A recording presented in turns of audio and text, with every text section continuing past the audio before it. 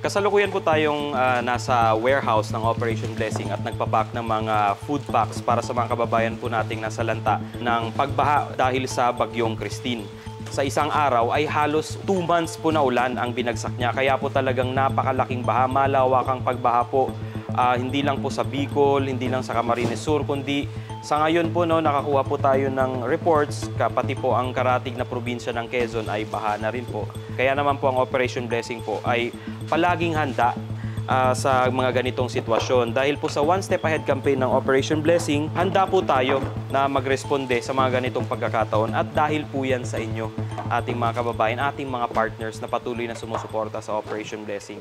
Naniniwala kasi ako sa ministry ng Operation Blessing at nakikita ko na talagang tumutulong kayo. When you see people suffering sa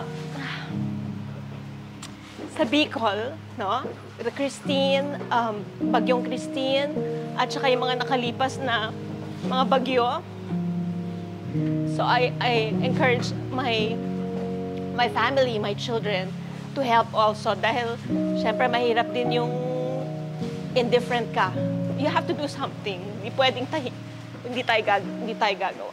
Ang isang team po natin ay papunta na, on the way na po sila sa Bicol para mag-responde po at nakapag-coordinate na rin po ang ating coordinator sa ating church partner. Nakakuha na tayo ng mga initial reports, anong mga lugar ang mga nangangailangan. At initially po, ang plano po ay magkakaroon po tayo ng mga hot meals distribution sa ilang mga evacuation areas at ibang mga lugar pa na naapektuhan ng pagbaha. At maliban po dyan ay ito po mamayang gabi po, papunta na rin po ang ating truckload of food bags. Meron din po yung laman mamaya ng mga mats and blankets, lalo na po sa mga nawalan ng mga tirahan na basang mga gamit. Malaking bagay po yun.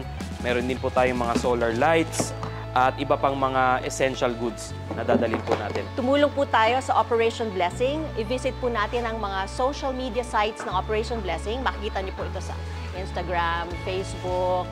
Maliban po sa pagtulong ng Operation Blessing sa mga nasalanta ng bagyong Christine, tumutulong pa rin po sila sa mga nasalanta ng bagyong Julian sa Batanes. So sana po tuloy-tuloy po tayong magbigay dahil ina-assure ko po kayo na mapupunta po talaga sa mga nangangailangan ng inyong mga donations.